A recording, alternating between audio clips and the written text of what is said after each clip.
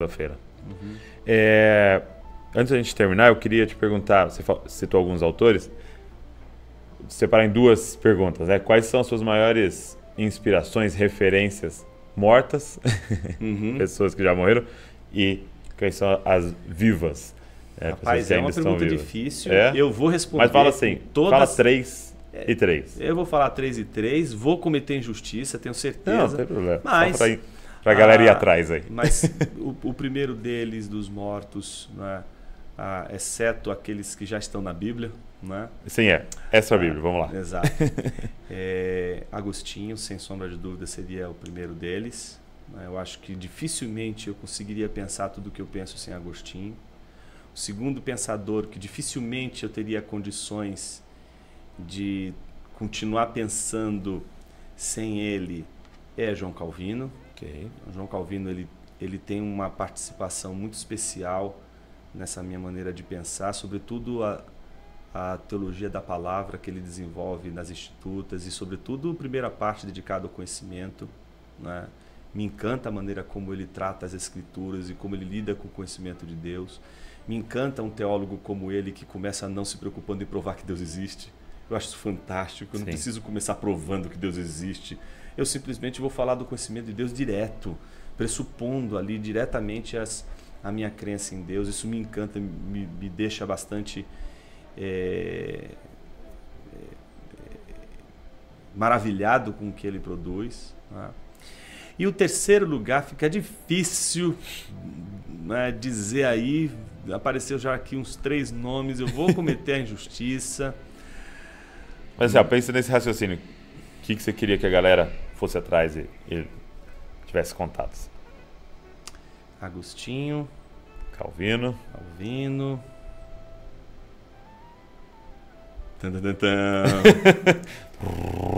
Rufem os tambores dos mortos. Nossa. Tô travado aqui. Vou cometer injustiça. Jonathan Edwards. Pronto, falei. Eu acho que Jonathan Edwards ele tem um potencial incrível de influenciar a nossa vida para a beleza. Sim. O livro Afeições Religiosas é um marco, eu diria assim, na maneira de pensar essas coisas que a gente falou hoje aqui. E é exatamente, para mim, quando eu penso nele, realmente esse casamento de razão e fé piedosa, genuína, né? Esse casamento. O que mais me impressiona em Jonathan Edwards é a história dele também.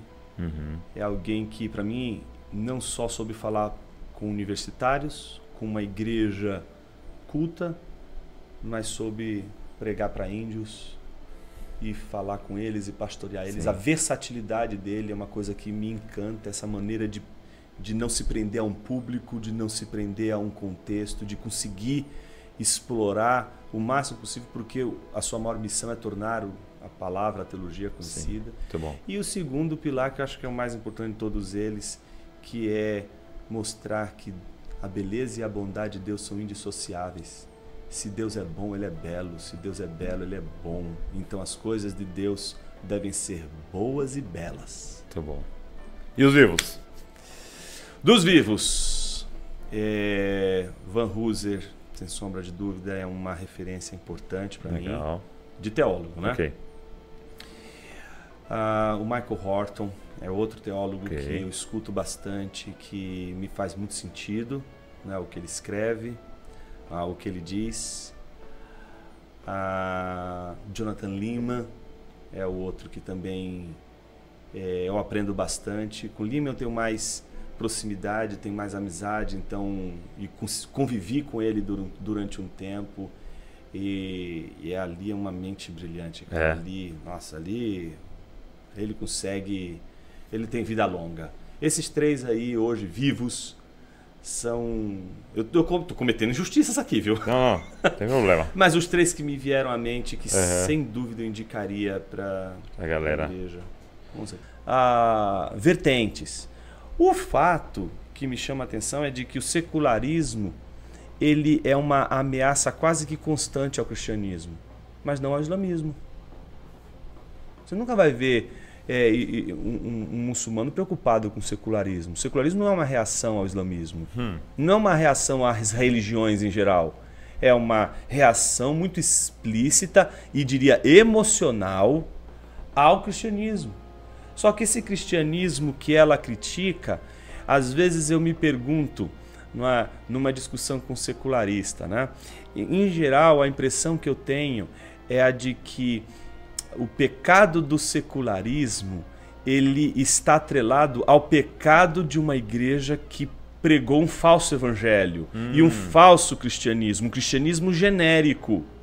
E esse cristianismo genérico se tornou o ponto de embate do secularismo. Sim. Então, o que o secularismo está criticando é um cristianismo gnóstico, dualista. Uau. É esse cristianismo dualista. Ela não conhece o cristianismo verdadeiro. Eu acho que eu vi o Tim Keller uma vez falando que várias vezes quando ele está conversando com um secularista, com um ateu, e o cara começa a falar o que ele quer, ele termina dizendo assim, exatamente isso, você quer o evangelho. Pronto. É que aquilo que você encontrou na sua história não foi o evangelho. Você teve um contato com uma religiosidade e tal. Então, todas as críticas que ele faz, por exemplo, a crítica à hipocrisia, a crítica à arrogância de um cristão, exatamente isso que o evangelho combate. Essa posição do Keller é muito interessante porque o que ele está dizendo é o seguinte, ele não está dizendo que uma pessoa não possa discordar do cristianismo verdadeiro. O que ele está dizendo é se você discordar, que você discorde do cristianismo verdadeiro. Sim. Porque talvez o cristianismo que você está discordando seja o que eu também discordo. Exato, é exatamente isso que ele vai chegar. Entende? Só que numa situação em que as coisas estão pulverizadas, estão do jeito que estão confusas, a gente acaba tendo aí nessa comunicação uma situação muito complexa, que se mostra justamente na relação do secularismo para as outras religiões.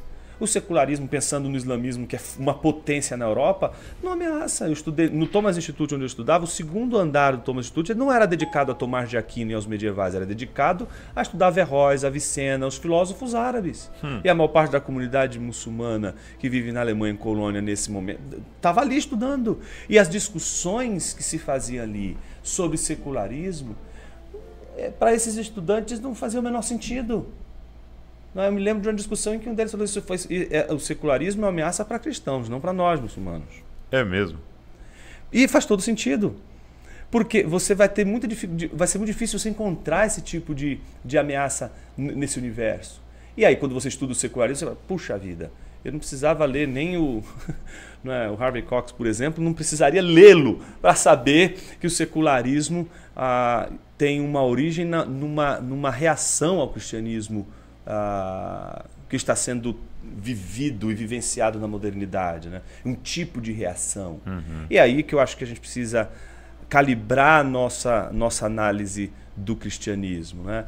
Então esse é o esforço de filósofos, de teólogos, né? Desde Van Hooser, você pega o próprio Horton para pegar uma outra vertente, você vai pegando os vários teólogos que a gente tem hoje, também do ambiente britânico, que tem muita coisa boa para oferecer, dos alemães, você vai ver ali um olhar em que a leitura que está sendo feita existe uma abordagem do cristianismo que o secularismo está reagindo e que não necessariamente representa o cristianismo ortodoxo. Entendi. Por isso, o movimento maior desses teólogos tem sido um movimento, e isso na teologia política também tem sido muito forte hoje, é um movimento antimodernista, que vai tentar mostrar que esse cristianismo que está sendo apresentado, ele é uma vertente de uma pleura muito maior de visões do cristianismo, e de que o cristianismo ortodoxo, aquele que a gente está se referindo como da grande tradição, aquele que se interpreta a partir das escrituras e que é testado pelo tempo, sobretudo,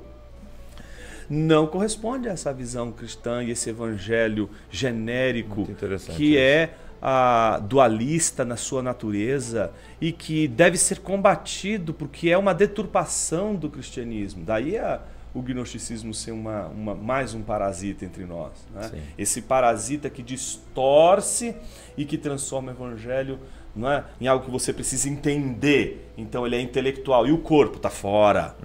Então é um cristianismo desencarnado. Que não toca a realidade. Não toca a realidade. Não toca a segunda